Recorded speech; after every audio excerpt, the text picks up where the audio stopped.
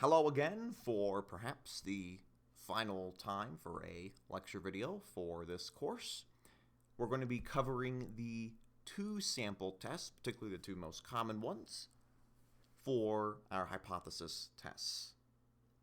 As a bit of a warning, with regards to Unit 4, most of the most involved computations involve Chapter 10. So whenever you're going through the web work problems and the test questions, if you get an answer that's marked as incorrect, particularly for web work, the first thing that you should do is double check that every intermediary step is correctly input into your calculator. It's going to be really easy with all the computations going on with Chapter 10 to accidentally misenter something into your calculator. It's still possible with Desmos, but it's less likely because of how it's formatted, and it'll also be easier to spot the error if it occurs.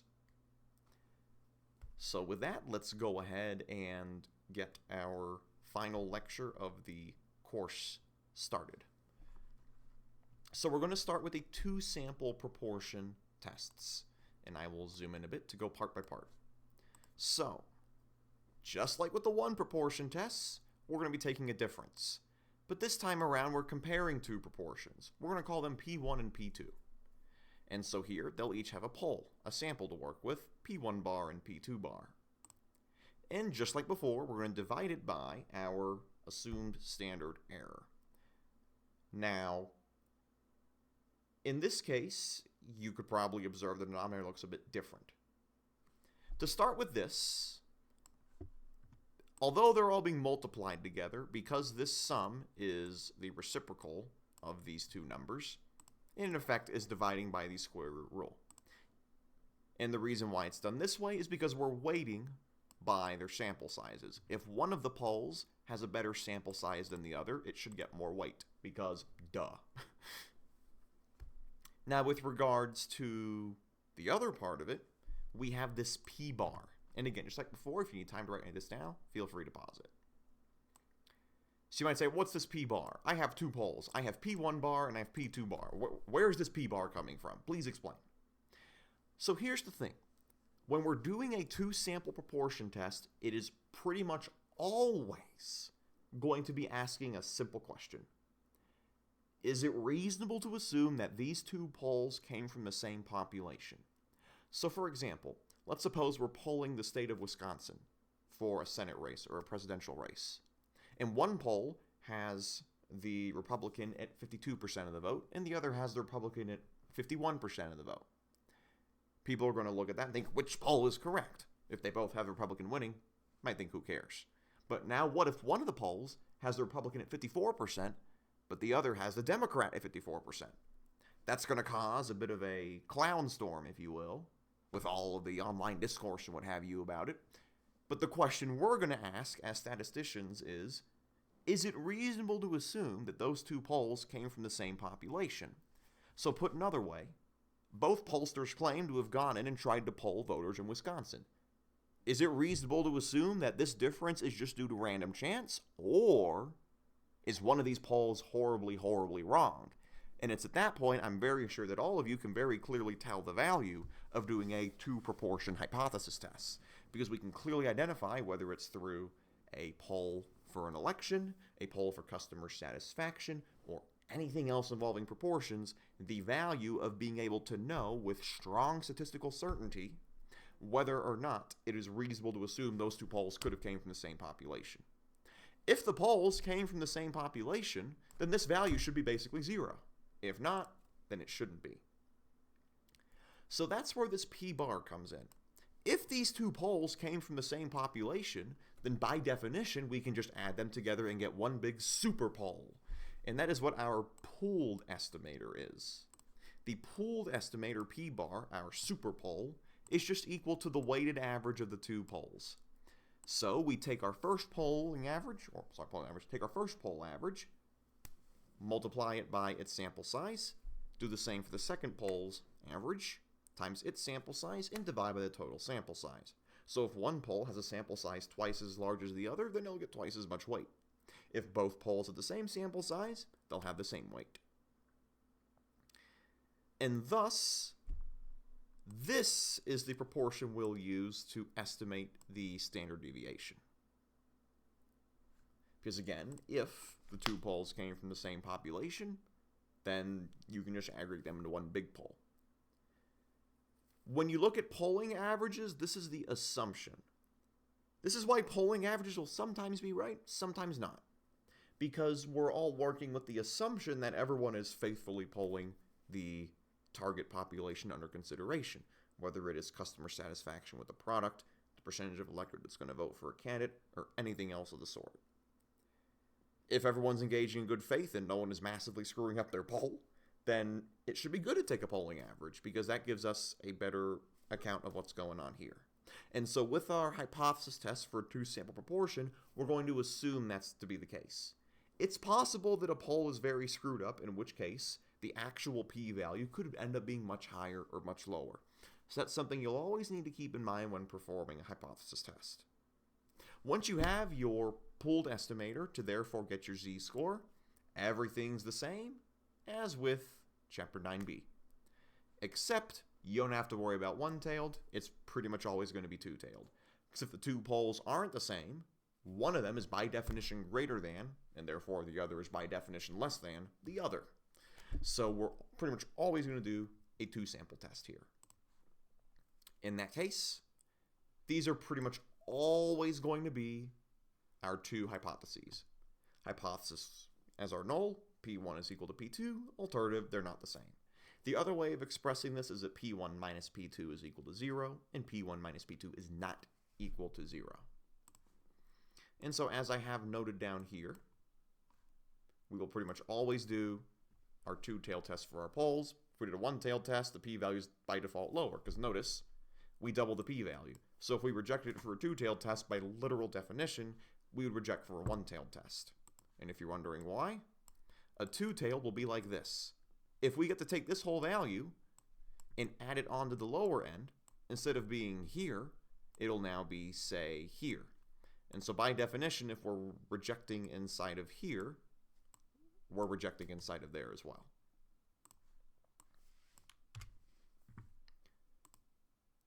And with that, let's go and go on to some examples.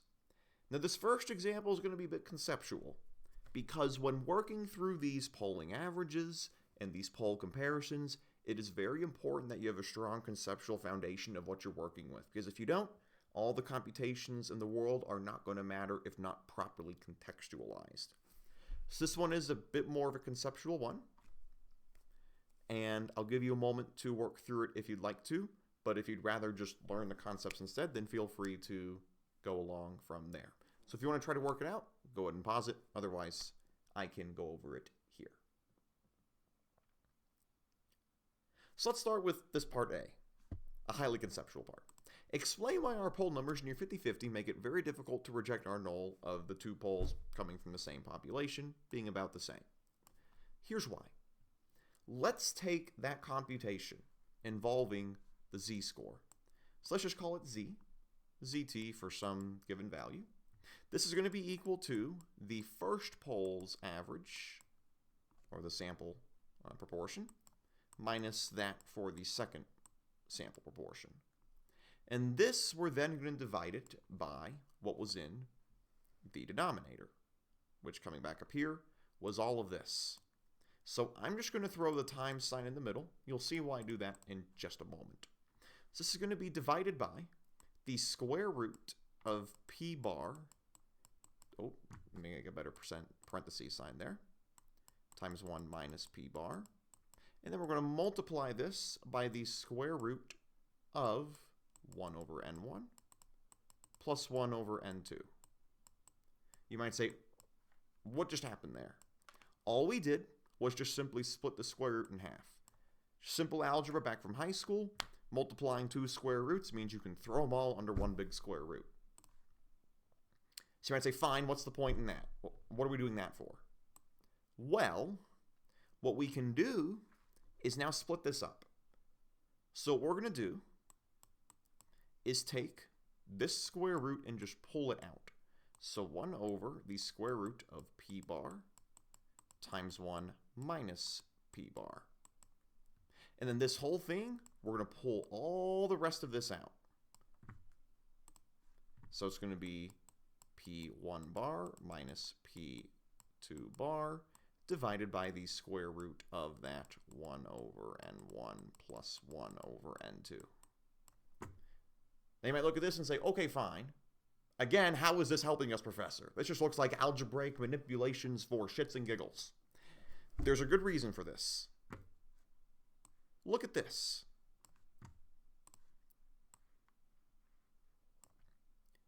This is just going to be some constant. We know what the sample size is once we have the poll results. We know the sample size for the other poll, and they're both going to have some proportion.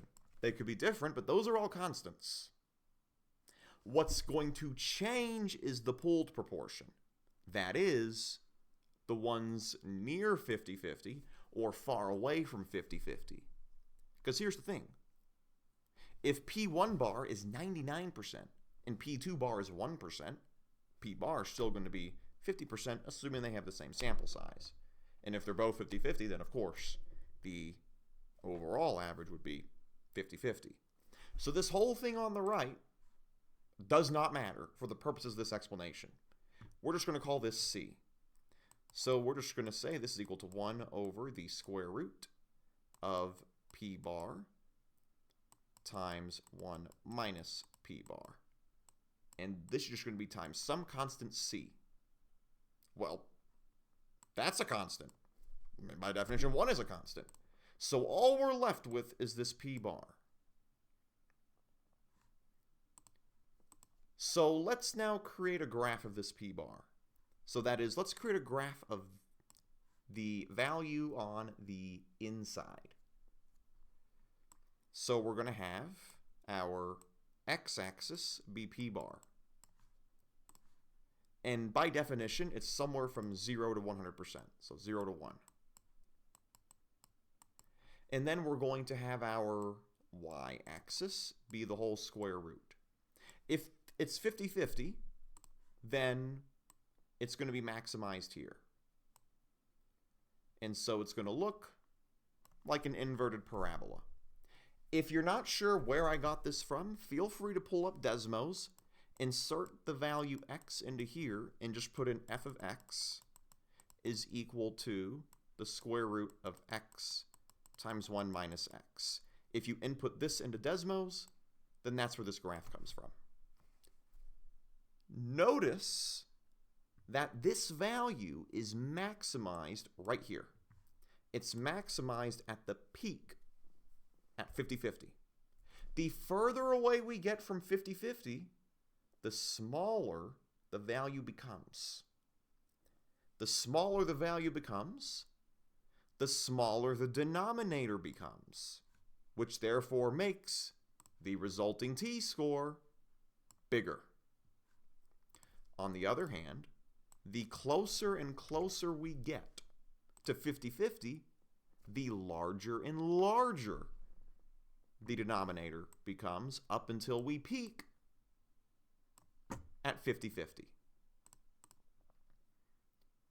And if you want a roughly perfect parabola, I suppose I can make that here. Should be with this line. Here we go.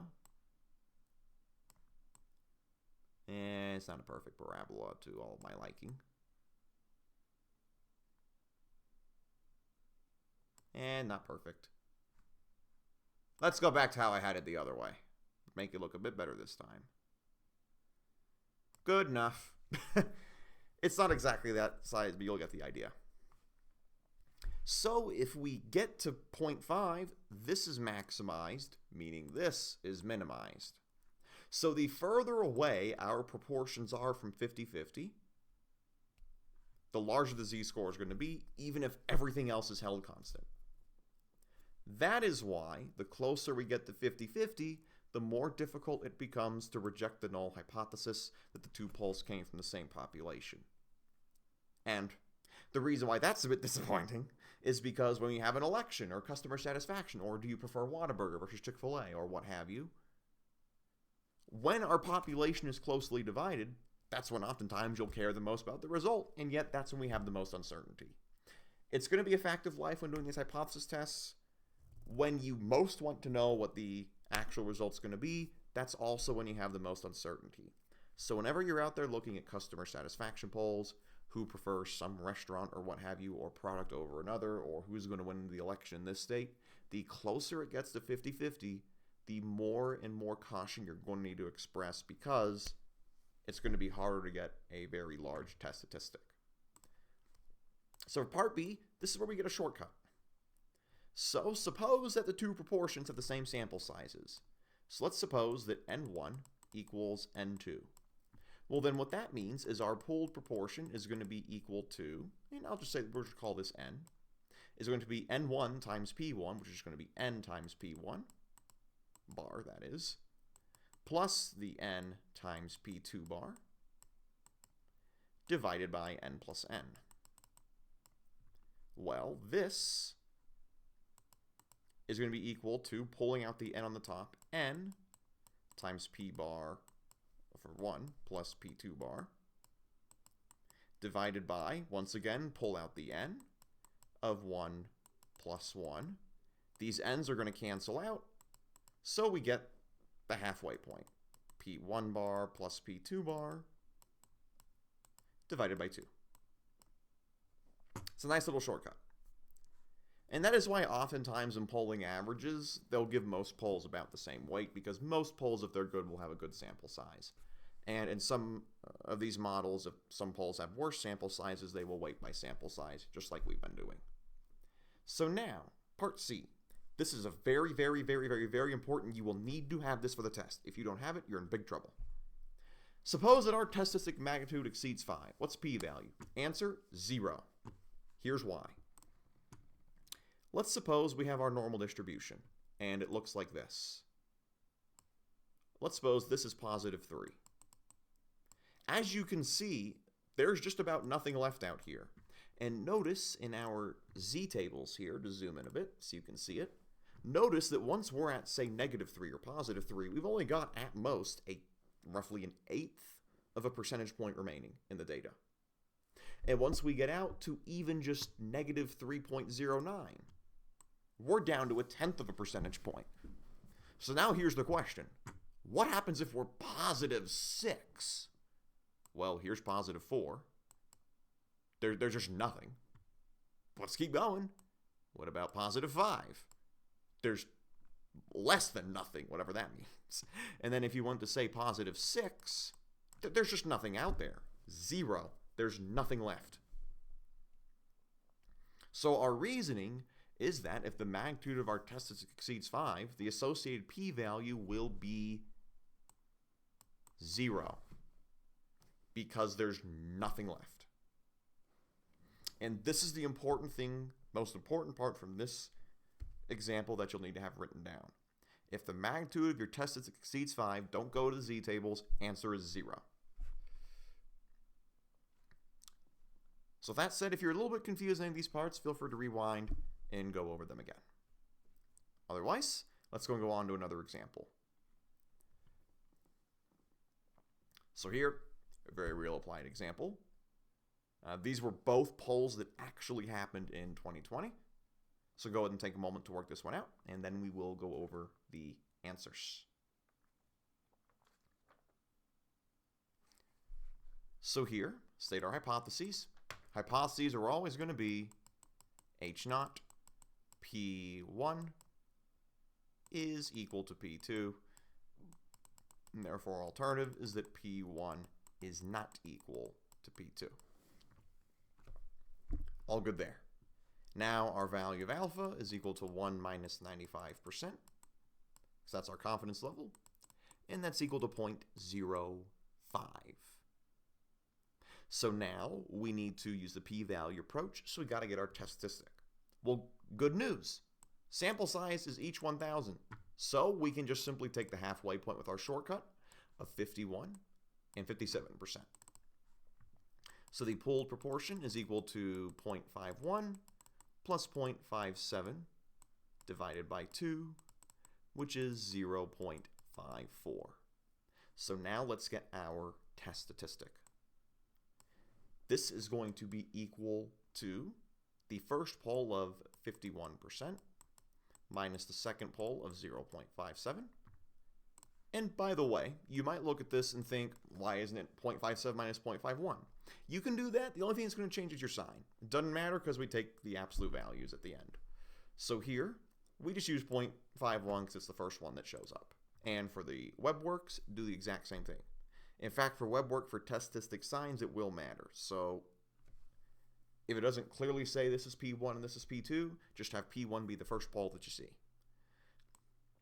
And so we're going to divide this by the square root of the pooled proportion of 0.54 times 1 minus 0.54, and then we weigh it by the sample sizes, which are both 1,000. So 1 over 1,000 plus 1 over 1,000. And this is going to come out to be about negative 2.692. So something important, just worth noting, if you're working through a web work problem, such as the next one, and it marks that as wrong, try the other side. So if you put positive 2.692, try negative 2.692 before checking any of your work, because it's possible the numbers are just flipped. So now that we have this z-score, we can go into our tables and get the p-value. 2.69, so here's the 2.6, and it's going to be pretty close to that 9, so we're just going to go here. As you can see, the intersection is 0.0036. But do not put 0.0036 as your answer. Instead, the p-value is going to be equal to 0.0036 times 2, because it's a two-tailed test. And this is going to give you the correct p-value of 0.0072. So now that we have that, we can state our conclusion. And so here, because our p-value of 0.0072 subsedes our value of alpha of 0.05, we reject the null hypothesis that both poles came from the same population. So that is the correct interpretation. In terms of a math class, we can go one step further. You won't be required to put this part, but in terms of math, this is a correct statement to make. This means at least one of these poles has to be wrong.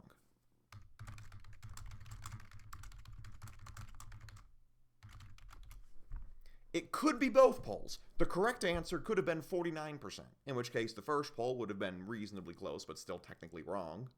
And the second one just wildly, wildly off.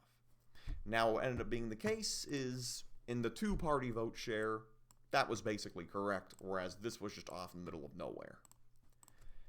Now, in the moment, applying anything remotely reasonable, you'd say this one's wrong. But if we keep doing that and make that our assumption, you never know when it ends up going the other way. So for a math class, we don't say which one is wrong. We just say that at least one of these things has to be wrong. And so for anyone who may have said, oh, well, you never know, it could be 57 or 51, you can say, well, one of these has to be completely wrong. There's no way these two polls came from the same electorate. Too much of a difference. I suppose it's up to the others to pontificate on which is which, but for our class, we stop there because that's as far as the math allows us to go. So with that one, let's go ahead and move on to the remaining example for our proportions. So for this one, go ahead and take a moment to work on it, and then we'll go over the answers. This one's a little bit more involved than the previous one. So for this one, our P1 bar, we have to compute ourselves. So we have a total of 600 patients who received the placebo, and 78 of them were not smoking 1 year later. 78 out of 600 comes out to a nice and clean 13%. For the second one, P2 bar, These are the people who receive the antidepressant drug. There are a total of 300 of them, so not the same sample size for each, and 207 were not smoking 1 year later. We're already given the hypotheses, two-tailed test, doubling the p-value.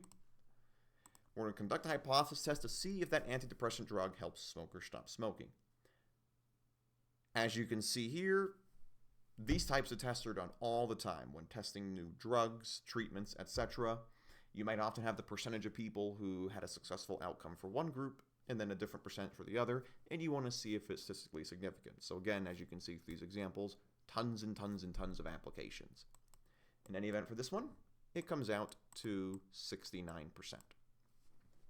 So now let's get our pooled proportion, p-bar.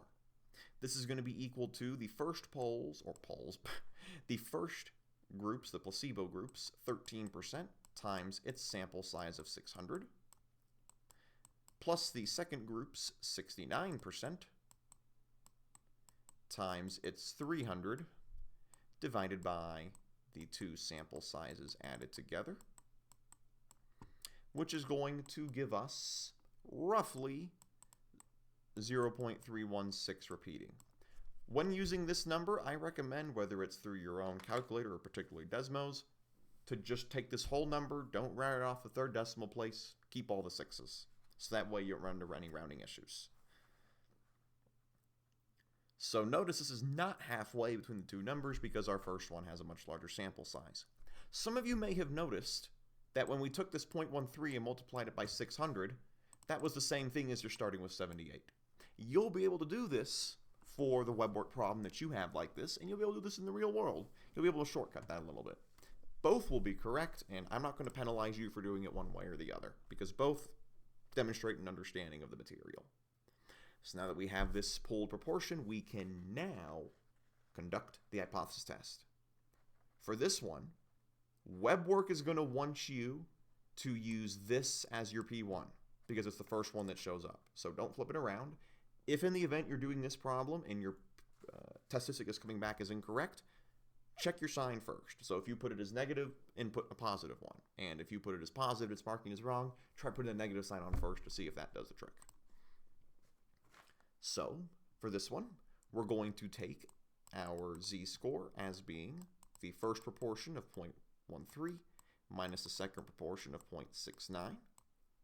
And we're going to divide this by the square root of the pooled proportion, which is 0.0316 repeating, times 1 minus 0.316 repeating, and then weighed by the two sample sizes of 600 and 300.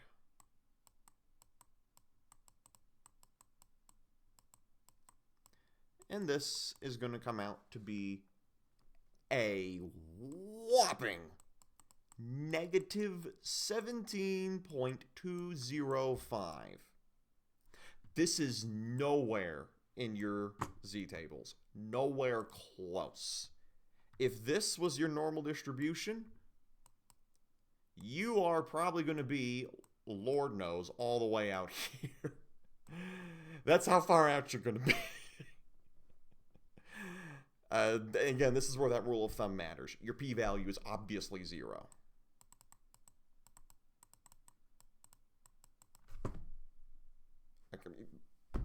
It's obviously 0. And so here, we're going to reject the hell out of this null hypothesis. So for here, to put that back down. And here you can just say, because the p-value is 0, we reject the null hypothesis that the two groups have the same proportion. In the context of the problem, if they have the same proportion, that's the same thing as saying that the drug is no more effective than the placebo. Or put another way, that the drug and the placebo have the same effectiveness. And so the extra step, this is supported by the math. So thus, the antidepressant is clearly better than a placebo at getting them to stop smoking.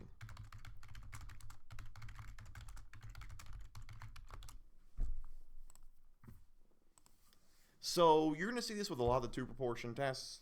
The extra step, you don't have to do it for the test to get full credit, but the extra step is to, as you can see, say, this is what the result is. So there's that for proportions.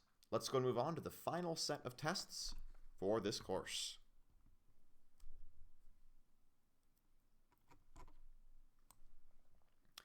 This one is going to be 2-sample t-test. Now, sometimes you'll have matched samples. A matched sample is when one person or a group of people or entities takes 2 tests. So, for example, you taking Unit 3's test and then Unit 4's test to see how much your improvement is. A 2-sample t-test is the exact opposite. So, for example, there could be an online section of Math 2045 and an in-person section, and we might want to compare the 2 sections to see which one does better than the other. And so in that case, the test, the Unit 3 test, would be taken by the other 2. And so we compare the Unit 3 performance for each section. It is considerably more common to see a 2-sample t-test than a matched samples test. And so for this course, we're going to focus on a 2-sample t-test. So this is going to be what we're going to focus on. We're also going to assume that the population variances are sufficiently equivalent. If they're not, then it's actually more favorable to the computation, so this is a more restrictive condition. Once again, just like with the 2-sample proportion tests, we'll do a 2-tailed test. Because by definition, if they're different, then one is greater than or less than the other. If one class has a 90, the other has an 80, and we reject a null hypothesis they're the same, by definition, you know which one is greater than, or if the other one is less than the other. So how do we do the computations? Well, just like with the 2-sample proportion test, we got to get a pooled estimator. Because our null hypothesis is going to be that the 2 come from the same population. So we have to pool them together. How do we do that? Well, we're going to pool their degrees of freedom. Your degrees of freedom, n1 minus 1, that's your first degree of freedom, or first set of degrees of freedom, rather. And then your second one, n2 minus 1. If you add these 2 together, that's where this comes from. This is how you get the sample variance for both averages. It's not the prettiest thing in the world, but you might remember the hypergeometric distribution. It could be worse. We're going to once again divide it by our total degrees of freedom, and we're going to weigh each sample's variance by its degrees of freedom. You might say, why are we weighing it by this minus 1? Why not just by n? Well, remember all the way back in Unit 1, where when computing the variance, we simply got to divide by n when we knew what the population was. But back in Unit 1, if we didn't know it, it was a sample, we divided by n minus 1. It's the exact same reason here. Because we have the sample and not the whole population, we do it by the n minus 1s. So once you get the pooled sample variance, then you can compute your test statistic, which thankfully is a little bit easier than the one for the proportions. Once again, you'll take the difference between your 2 sample means, and then you're going to divide it by your sample variance of both of them combined, weighted by their 2 sample sizes. Now, for your 2-sample t-test, I suppose you could try to get a p-value. You might say, oh, professor, how do I get a p-value for a t-score? Oh, well, it's quite simple, actually, and I mean that very sarcastically. You create a t-cube. You have a t-cube because you have 3 dimensions to consider. Because remember, on that top, you have the area and the tail. So you have your area and the tail. Then you have your degrees of freedom. And now you have the decimals. So we got 3 dimensions. Now, I suppose it might be entertaining to have you all bring out some t-cubes for the test. Although, I have a feeling that if I made y'all use t-cubes, you'd probably throw them across the room in a fit of rage, and I wouldn't blame you one bit. I'd feel the same way. So we do the critical value approach, just like with Chapter 9b. Because it's a two-tailed test, we just consider this one. Notice, exact same as with 9b. And so this time around, you have both positive and negative. So with that, let's go ahead and go over the final two examples for the course. So here is the first one. I'll move it a bit to the right so you don't have to worry about that stuff on the left. It's not going to let me move it right. Well, screw it. I'm going to make space if it lets me. Where is it on the right? There it is. Slowly but steadily, I will move this thing off to the right. Good enough, surely. Haha. I did, whatever. I don't want to waste too much time. You're probably wondering what I'm doing. I'll go ahead and leave it here. Oh, I wonder if I can go that zoom a bit further. Maybe that'll solve it. Oh, no, it doesn't want to do that. Oh, well, who cares? Clearly I did, but I gave up. Microsoft Paint has defeated me in the second to last example for the course. In any event, go ahead and take a moment to work this one out to pause it, and then we'll go over the answers. So for this one, some of you may have noticed a cheat code, if you will. Look at them. X1 bar and X2 bar are the exact same. You know what that means? We come back up here. To be completely frank, who gives a shit what this is? If the numerator is going to be 0, then the test statistic is going to be 0. So our test statistic is 0. Because 83... Oh, let me move that out to a bit. We'll come down here. 83.2. Try again. 83.2 minus 83.2 over who cares is going to be equal to 0. The next one won't be that easy. Now, you still do your rejection region very, very, very, very obviously. At least I hope it would be very obvious. We're not going to be rejecting the null hypothesis. Still got to do part B full work, though. How do we get this rejection region? Well, let's start with our degrees of freedom. Degrees of freedom is going to be equal to N1, 41, plus N2 of 46, minus 2, so 85. So in our t-tables, we're looking for that 85. Now, the value of alpha is 0.01. So we're going to have to take that value and divide it by 2. So alpha over 2 is going to be equal to 0.01 over 2, or 0.005, which is right there. And so the intersection of these two gives the critical value's magnitude of 2.635. We're going to take the positive and negative of that value. So we're going to go from negative infinity to negative 2.635 and take the union of that with the upper end. So 2.635 to infinity. Something very important to note, I can just draw the infinity symbol there. In WebWork, you'll type in negative INFTY for the lower end, and then just the positive, just the INFTY for the upper end. Do not try to copy and paste the infinity symbol into WebWork. Just type it like that, and it'll convert it for you. As you can see here, 0 is clearly not in either of those intervals by any stretch of the imagination, so no rejection. Notice, if you did not divide this alpha of 0.01 by 2, you'd have instead used that column and gotten 2.371, and WebWork would not have marked it as correct. So when going through those problems, double check whether or not alpha is being divided by 2, depending on the hypotheses. And the reason why we know it's a 2-sample test is because we're trying to see if there's any difference. So they're equal or not equal to. By definition, if they're not equal to, they're different. So now, no shortcuts for the final example for the course. This time, x1 bar and x2 bar are not the same. The question is, are they different enough? If you want to figure that out, then take a moment to work on the final example for the course for the lecture videos, assuming you've already done chapter 13.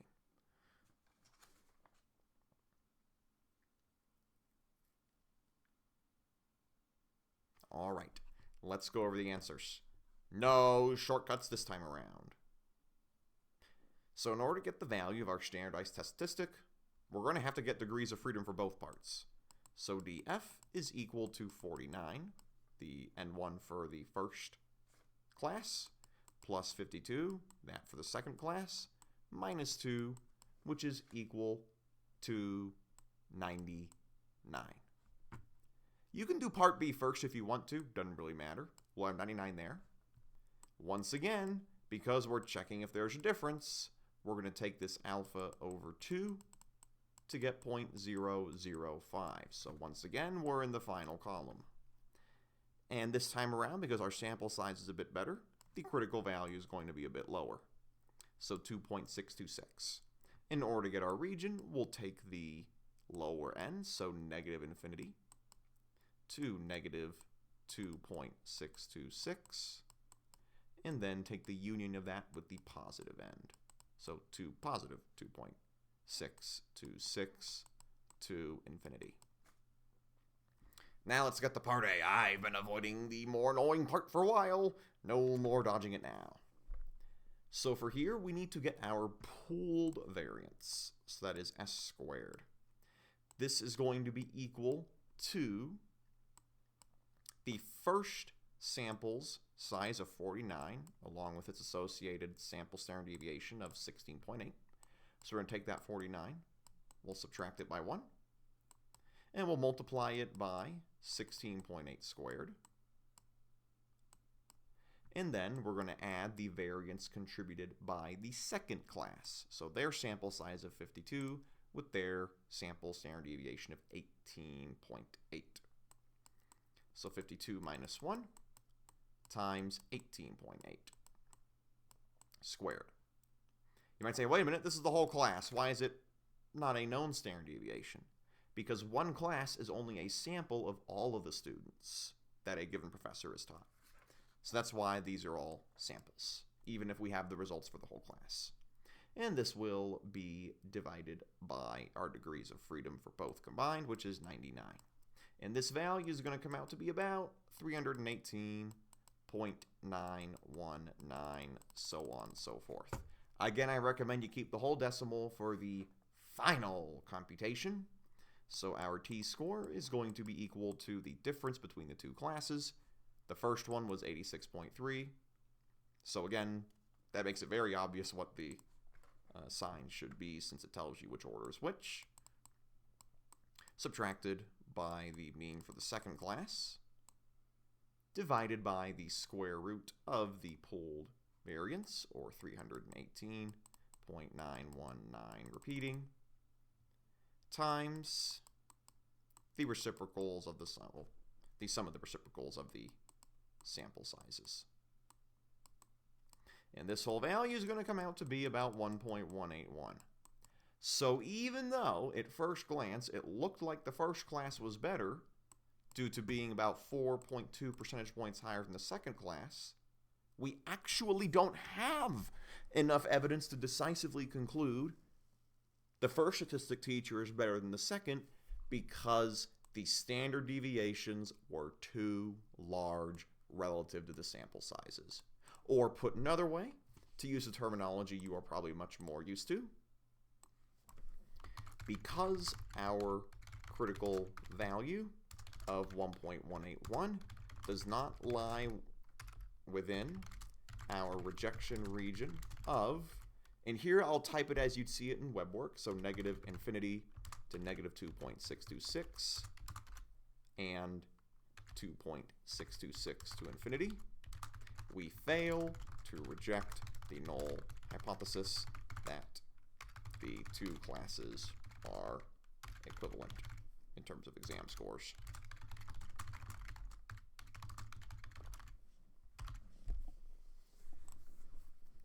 You don't have to add that final part parentheses at the end. Again, as you saw with the previous ones, it's up to you if you want to include that part as additional context. I recommend in the real world that you do, so that way whoever you're working for has that additional context to work with. With that, that is the final example for the course. Again, I strongly recommend that you do the Unit 4 practice test. Of the 4 practice tests, it is the most similar of the 4 to its associated major test.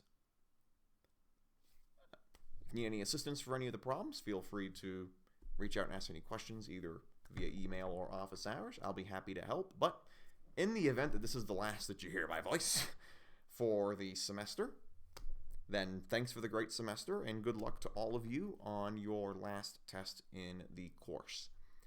This does not apply for students who are not with me, Professor Bailey, for Math 45, but if you have me, which you in all likelihood do, for Math 2345, you will get your final grades back pretty quickly in this class. Since there's no final exam, your Unit 4 is your last test, all of your homework scores will be available in Blackboard very shortly after your homework set closes. For most of you, that's going to be within, at most, an hour or two of the 11:59 p.m. associated deadline. Those will be uploaded to Blackboard with the grades attached for any extra credit. If that sends it over a 100, then that will be entered as being over a 100. So if your final homework score after the Unit 4 homework set is a 99.2 and you have 5 bonus points from extra credit, as already previously discussed, then that'll go up to a 104.2 instead of being floored down to a 100.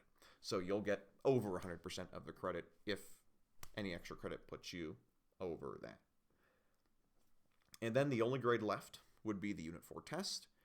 Most students will receive their Unit 4 test by the morning after the day they take it, and there will not be any change in the final letter grade scale. It will be exactly as stated in the syllabus. So if you have an 89.8 in the class after the Unit 4 test, that would be an A. Nothing is going to be changed on you at the last second. Although Banner will in all likelihood not be open to export grades to it immediately after the final student has completed their test, there will be a quote-unquote grade in Blackboard, or depending on when you see this canvas, depending on the semester. There will be a final grade that will say final letter grade. Those will be entered once the last person's test score has been received. But that will just be a formality. It will be governed entirely by the syllabus letter grade scale and that percentage distribution. If you want to know how well you need to perform on the Unit 4 test, given a Unit 4 homework score and all of the others, inside of the FAQs folder, there is a grade calculator that you can use to simulate how well you need to do on the test in order to get the grade you're looking for. I don't want to make you all have to use some random calculator from the internet to figure that out. That's already done for you to save you some time, to give you as good of an idea as possible to figure out how well you need to do on that last test to get the letter grade you are looking for. So with that said, I have hoped that you have enjoyed the course. I hope you have enjoyed all of the real-world applications of what we have gone over and how the required course skills, talents, etc. that have been taught can be used for your major or maybe even outside of your major. So that way, unlike perhaps many other math classes you may have taken, you can at least come out of this class knowing for sure that what you have been taught can be very, very aptly applied to many, many, many situations well beyond this class. So that said, if you have any questions, feel free to email, etc., reach out. Be happy to answer and help out. And if not, hope you have a great rest of your semester. Bye-bye.